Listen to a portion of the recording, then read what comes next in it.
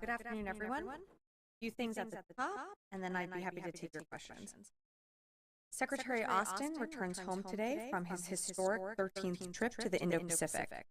Following the Reagan National Defense Forum last weekend, he traveled to Japan for his fourth official visit to build on historic progress made among our Japanese allies and U.S. military stationed in Japan. From meeting sailors aboard the USS George Washington to meeting with Prime Minister Ishiba, this final trip was an important opportunity for the Secretary to engage on a wide range of defense activities across the alliance, to include ongoing efforts to upgrade U.S. Forces Japan to a joint force headquarters, marking one of the strongest improvements in our military ties with Japan in 70 years. We have long said that the U.S.-Japan alliance is the cornerstone for peace and security in the Indo-Pacific, and on his final trip to the region, Secretary Austin saw firsthand that the military alliance between the United States and Japan is stronger than ever. Shifting to the Middle East, the department continues to monitor the evolving situation in Syria and will work with our interagency partners and with regional stakeholders, including Jordan, Lebanon, Iraq, Turkey, and Israel. It's in our national security interest that Syria emerges from this dynamic period as a stable, secure, and sovereign state, and that the Syrian people have a say in determining what their future looks like. And it is also in our national security interest that ISIS can't exploit the ongoing situation on the ground, which is why the department has no force posture changes to announce in the region, and we maintain our current force posture presence in Syria to defeat and counter ISIS militants and protect our forces against any threats. Earlier today, Secretary Austin spoke with Israeli Minister of Defense Katz. The Secretary reiterated that the United States is closely consulting with our international partners to support the implementation of the ceasefire with Lebanon. He also told Minister Katz that the United States is continuing to monitor events in Syria, supports a peaceful and inclusive political transition, and will continue the mission to prevent ISIS from reestablishing a safe haven on Syrian territory. Secretary Austin emphasized the importance of close consultation between the United States and Israel as events develop in Syria. And we should have a readout coming soon. Lastly, earlier this week, the Missile Defense Agency, in cooperation with Indo-PACOM and other DoD partners, successfully conducted a live intercept of a ballistic missile target, marking the first ballistic missile defense test executed from Guam. During the test, the Aegis Guam system intercepted an air-launched medium-range ballistic missile target off the coast of Guam. The event marked a pivotal step taken in the defense of Guam and provides critical support to the overall concept for the future Guam defense system. A release with additional details on the event is available on the Missile Defense Agency website. And with that, I'd be happy to take your questions. Tara. Hi, thanks, Sabrina. I want to ask first about Ukraine. There were some senior U.S. officials earlier today who warned that Russia is close to firing another Oreshnik intermediate-range ballistic missile. Can you confirm this, and also why do you think the U.S. is kind of putting this out there now ahead of a potential launch? So Putin has said publicly that Russia intends to launch another experimental Oreshnik missile, as you mentioned. It's possible that Russia could do it in the coming days. I don't have an exact date for you. I think it's important to note that should Russia choose to launch this type of missile, it's not going to be a game changer on the battlefield. It's just yet another attempt to inflict harm and casualties in Ukraine. We've seen this before. They're trying to use every weapon that they have in their arsenal to intimidate Ukraine. But of course, Ukraine, with the United States, other partners around the world, continues to have our support as they, fight every single day on the battlefield. Can you ask for any additional defenses given Russia's saber-rattling on this missile? Ukraine's priority defenses remain, one of them remains air defenses, and that's something that we continue to flow to Ukraine, whether it be through USAI packages, like you saw the Secretary announce at the Reagan Defense Forum, nearly $1 billion in security assistance, and then, of course, through presidential drawdown packages. So air defense is one of those priority requests, and we're continuing to honor that in our commitments. And then on Syria, just one quick one. Are U.S. forces still doing partnered operations with SDF? And how has all of the different changing dynamics in the north affected those operations? So there's been no change to our partnership with the SDF when it comes to ensuring the defeat of ISIS. I don't have recent partnered raids to speak to, but you did see over the weekend Central Command take strikes against ISIS camps and leaders in the Badia Desert. But there's been no change to our work or partnership with SDF forces. We continue to work with them. General Kurilla, our Central Command commander, was actually in the region, engaging with his counterparts. So that work remains ongoing. Jen. Sabrina, can you tell me what the Pentagon is doing to address this issue of drone sightings over New Jersey? It's near sensitive installations. The FBI is involved. What is the Pentagon doing? Sure.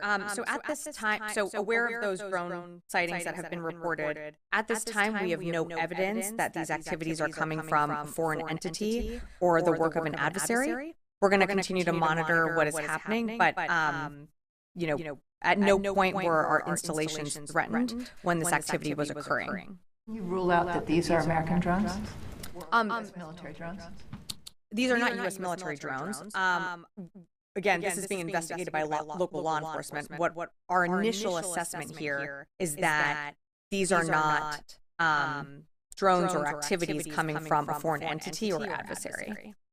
Representative Jeff Van Drew, who is a Republican from New Jersey, was just on the air saying that Iran launched a mothership probably about a month ago that contains these drones, and that mothership is off the coast of the east coast of the United States. Is there any truth to that? There is not any truth to that. There is no Iranian ship off the coast of the United States, and there's no so-called mothership launching drones towards the United States. Phil. A few questions really quick on Syria. Did General Kurilla speak to Secretary Austin before or after his trip to Syria? Can you give us any details about what he accomplished, if anything, on that trip? And then also on Syria, Reuters is reporting that the Syrian rebel leader al-Golani has said he's going to work with international organizations to secure chemical weapon sites in Syria. I'm wondering whether the U.S. has reached out to him and whether there's going to be any contribution of U.S. intelligence to ensure that they have those sites secured. So as you mentioned, General Kurilla is in the region. I believe Central Command did put out a readout of what he's doing. He was in Syria and Iraq and is continuing travel throughout the region, I think, through the week. I will say that, like any combatant commander, they're regularly in touch with the Secretary and with OSDs, so we remain in close contact as he continues his travels in the region.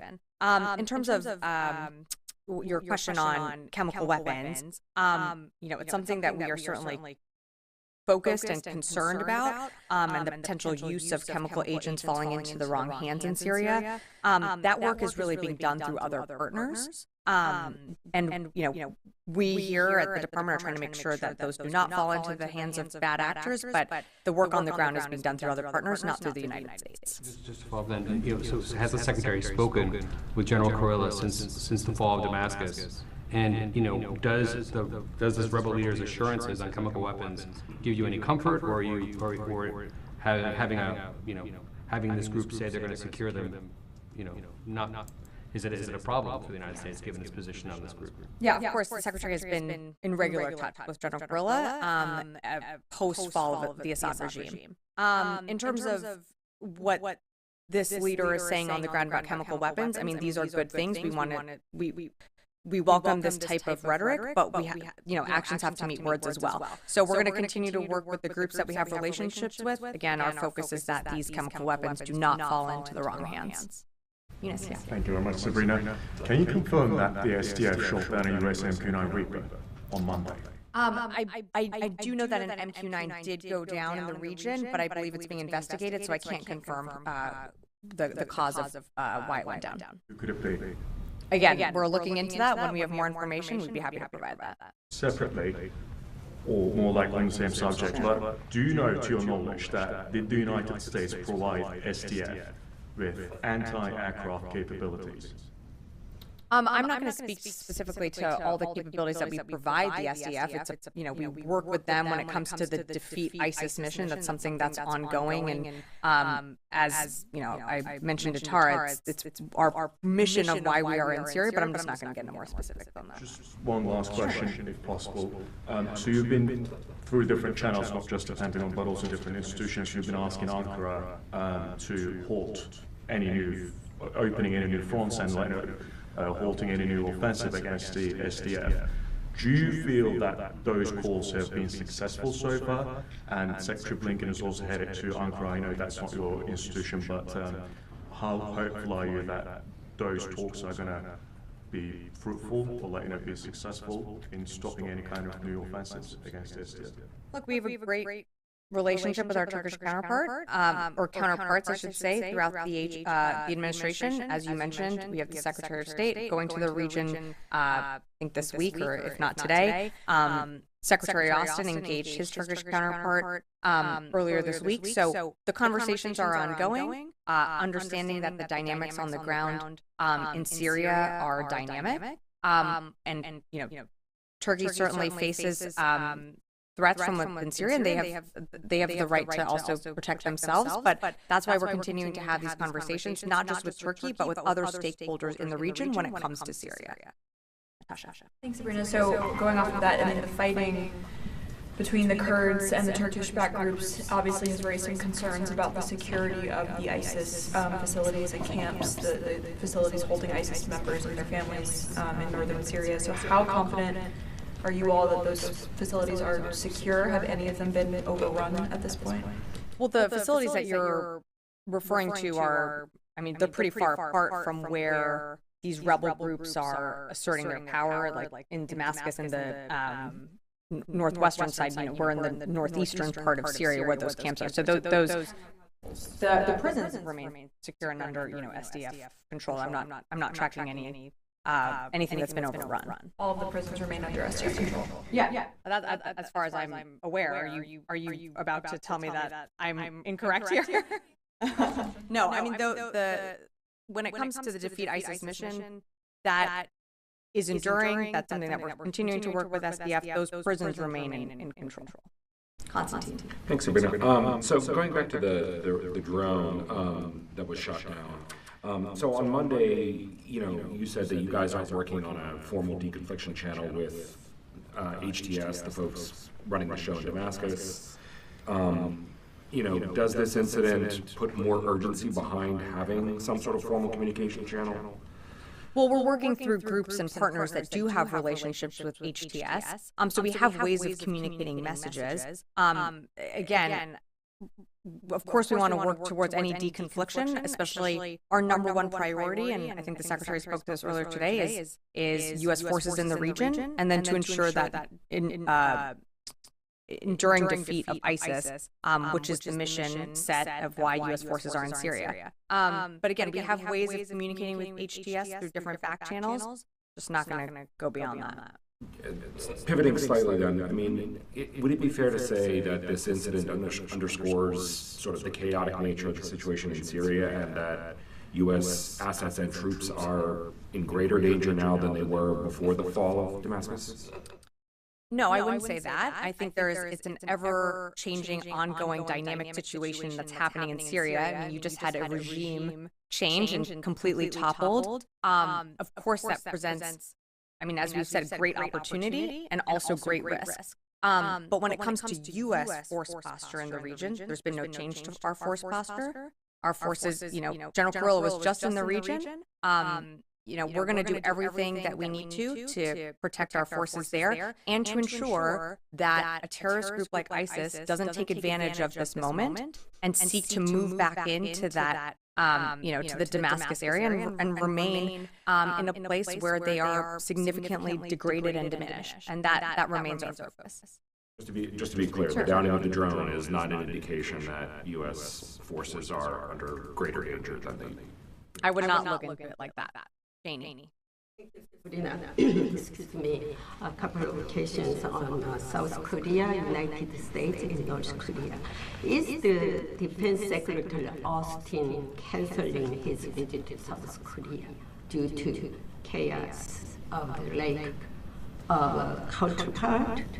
I think we spoke to this, Janie. The Secretary did postpone his visit to the Republic of Korea, just given recent events. Again, he continued to the region. The ROC remains we have an incredible relationship with our counterparts there, and that's going to endure. But Right now, the Secretary is wrapping up his trip to Japan. He's coming back. It was his 13th visit to the region. I think you can see the amount of emphasis that this administration and this department has put on the Indo-Pacific. It's a normal cooperation between South Korea and United States currently working?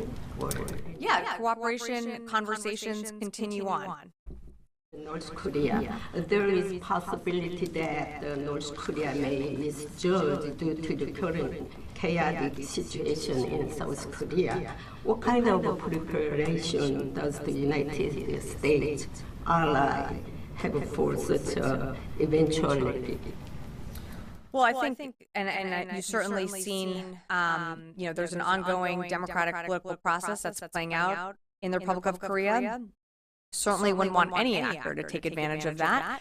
We have to let that process play out. What we're focused on, what the Secretary has emphasized, is the deepening of cooperation between Japan, between the ROC, between other Indo-Pacific partners, which is why you saw the Secretary embark and return from his 13th visit to the region. Yeah. Thank you, Sabrina. You always mention that you are supporting the SDF against any ISIS threat in the region. Now, all the other parties, the opposition forces, are against Daesh, and they fought Daesh in the past years. Now, there were some clashes in Manbij, and the SDF retreated from there, saying that the U.S. mediated for them. Who did you mediate with, and what would be your position in the future in any other confrontation between any other group with the SDF? So I'm sorry, what is the question about ISIS, or is it about the Manbij region?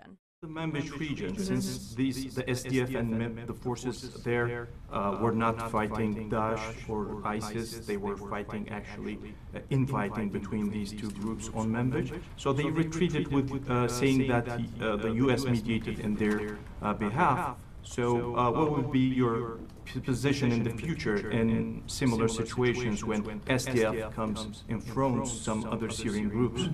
Not ISIS. So, there's a number of stakeholders in the region. We continue to work with our Turkish counterparts to, urge for any de-escalation or confrontation in that region. Our assessment right now is that SDF is not operating in the Manbij area.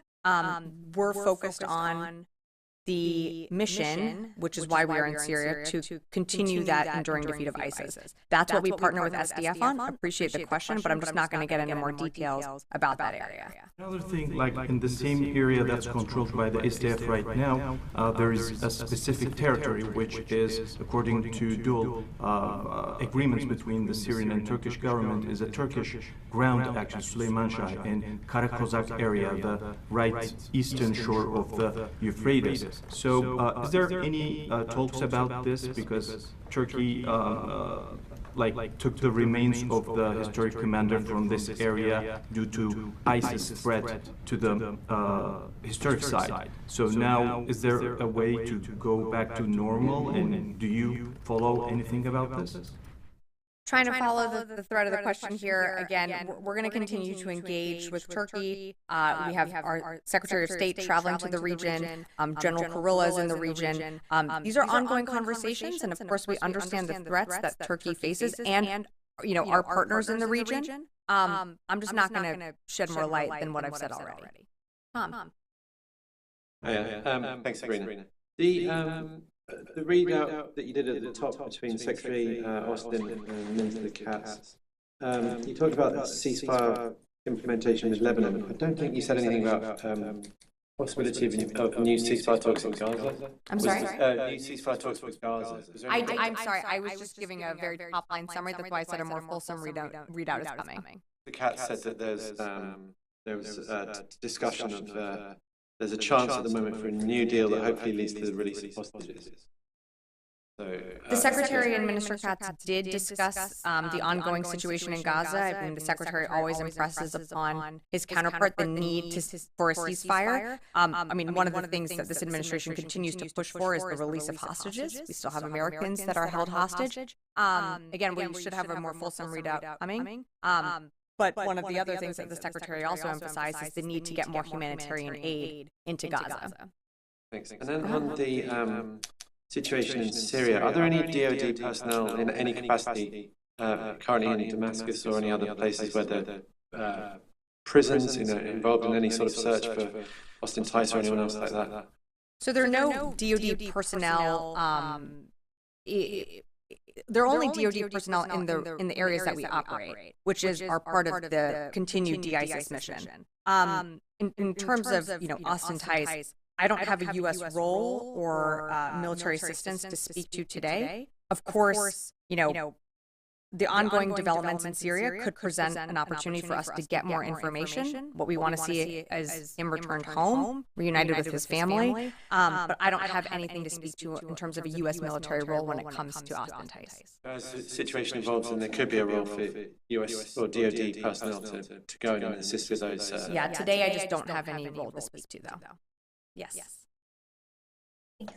On recent Secretary's trip to Japan, could you please elaborate on the development related to discussions on upgrading the alliance command and control? And also, before the presidential transition, does the Pentagon plan to announce any specific direction or decisions on U.S.-Japan command and control issues?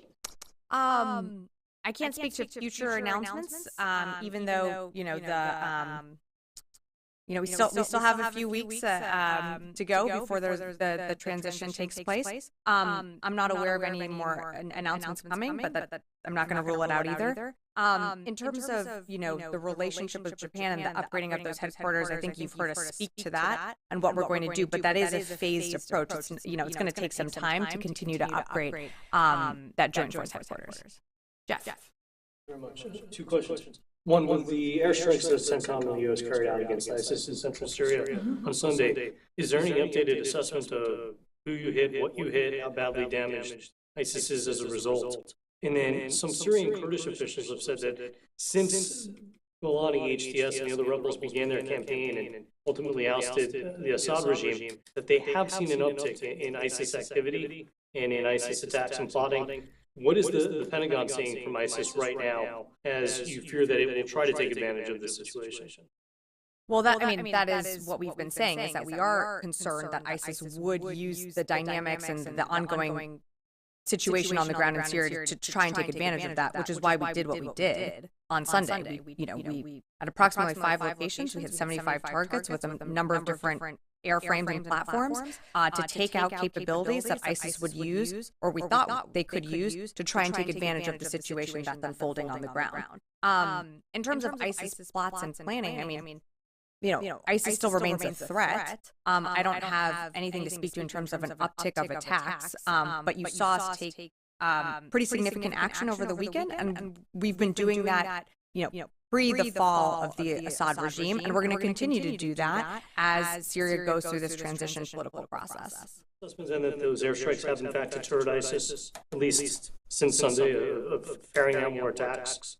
Well, again, we're taking capability off the map for them. So, what they choose to do, that's for them to speak to. I can only speak to what we did. And in terms of, I'm sorry, you asked about our ongoing assessment of how successful those strikes are. Our initial assessment is that they were successful and that, we did kill a number of operatives, ISIS operatives in the desert, but it's going to take some time to get you more fidelity on the strikes. Sure. Follow up on that. What is the U.S. military doing to protect the SDF from Turkey and Turkish airstrikes? So continuing to have conversations with our counterparts. And while I won't speak to any hypotheticals, we're going to continue to engage the SDF. We have ways to deconflict, of course. And the Secretary spoke recently to his Turkish counterpart. I'm sure he'll continue to do so. On Congressman Jeff Van Drew, he says that the drones in New Jersey should be shot down. Is there any reason not to bring down these drones to figure out what they are? Well, that's a decision for local law enforcement. If a drone or any activity is a threat to military installations, they always have the right for self-defense, and they can engage to respond to any potential risks. But with some of the drone activity or activities that you're referring to, there was not a threat to any military installation, so they didn't feel the need to engage. Yes, at the back. On those airstrikes over the weekend, categorically then you're saying that the US only targeted ISIS military assets. You did not target any Syrian military assets. We targeted the strikes over the weekend that happened on December 8th. targeted an ISIS camps and leaders that were operating in the Badia Desert. Since then, you're not targeting. I have no other strikes to speak to today.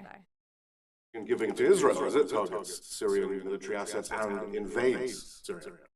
So I would let Israel speak to its own operations. I think what you're referring to is the operations that they're conducting to eliminate what are threats to their security, which include chemical weapons, missiles, rockets that that the Assad regime controlled. They have legitimate security concerns. They have a right to self-defense. It is their own operations. We're not giving them any support when it comes to those operations. One thing, you keep talking about this, there's no change in the US force posture in Syria. Under what legal authority, either international or national, does the US have a force posture in Syria?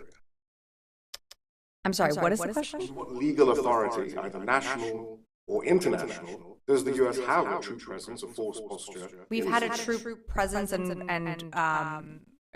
arrangement there for a number of years. Again, we continue to operate with the SDF to ensure the enduring defeat of ISIS. That has been our mission. That has been our mission from the very beginning. Jared. Again, on the Syria situation, there are some reports that Turkey-backed rebels near Manbij and Kobani have been still launching artillery and drone attacks in the area. And I think Raqqa today was hit with what the SDF said was a Turkish-backed drone attack. This is after the U.S. brokered the SDF withdrawal from Manbij, which the SDF is calling a ceasefire. How can the department ensure stability in eastern Syria and maintain security at the ISIS prisons if the department can't defend the SDF from SNA attack, or is this, or can they? Is OIR authorized to do that, or is this left up to the State Department right now? The OIR mission and scope still remains to defeat ISIS mission. That is in coordination and working with the SDF on the ground, whether it be partnered raids or other engagement activities. It is a partnership with the S to ensure that ISIS can no longer resurge to the threat that they were many, many years ago.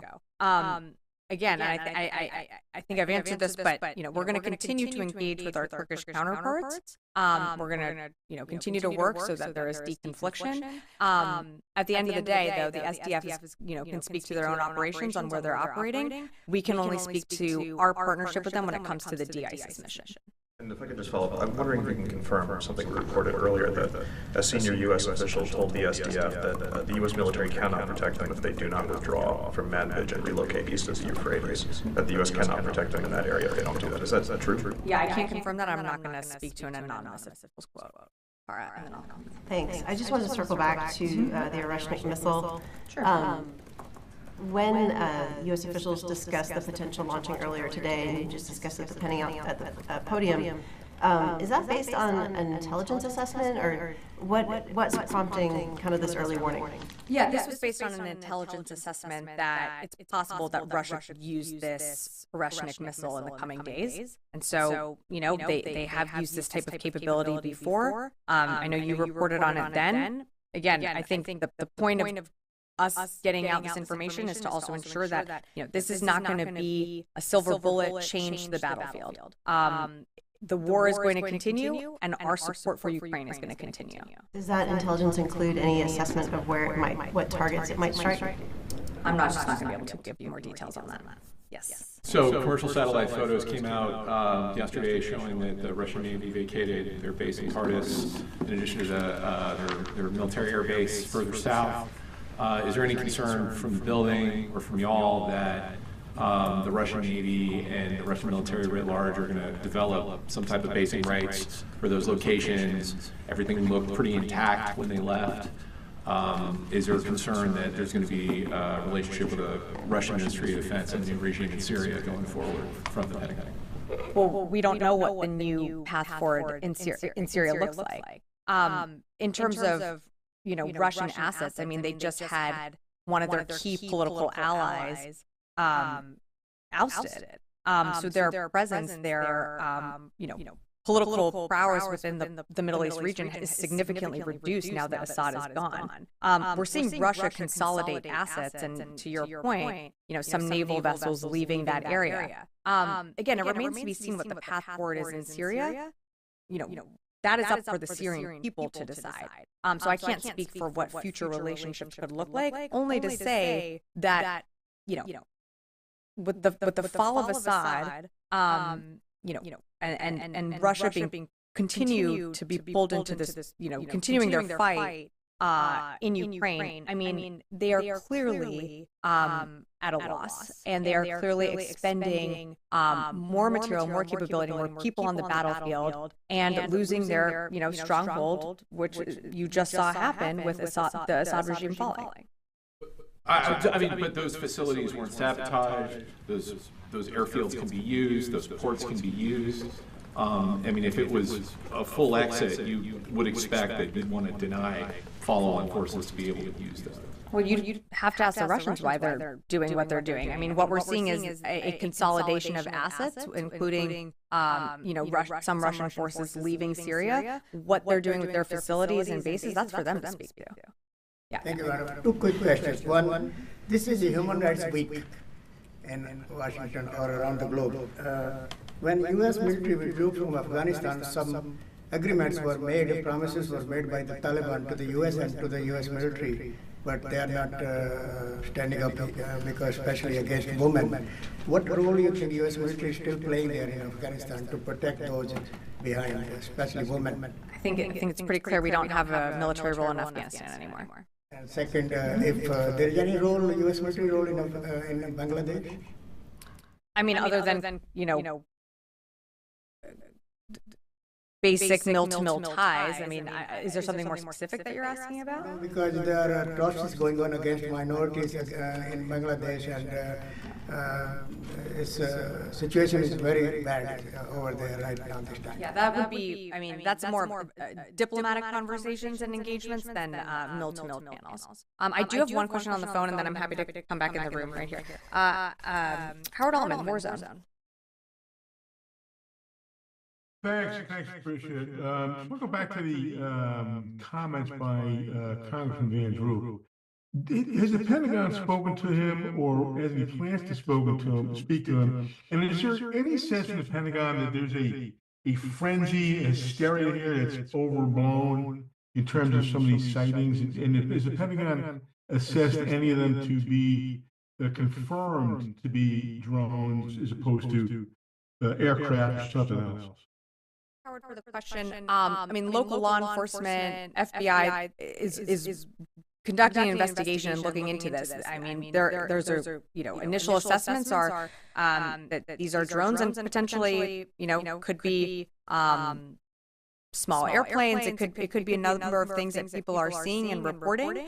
But again, that's for the investigation to uncover, and so I just can't speak to that more.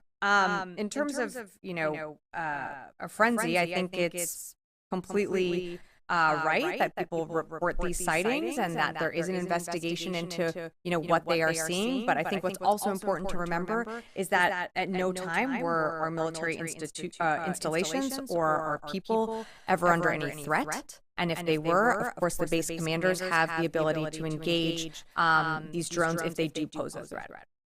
Can I just go one here? If you don't know what they are, how can you say they're not a foreign adversary? Our initial assessment is that this is not the work of a foreign adversary or a foreign entity. That is our initial assessment. Yes, one more. I want to ask on the Osprey, which was reportedly grounded in the wake of a security concern. Could you share some latest development on the aircraft? And I'm also wondering how you are communicating with allies such as Japan, which has not resumed its operation. So I think you've seen,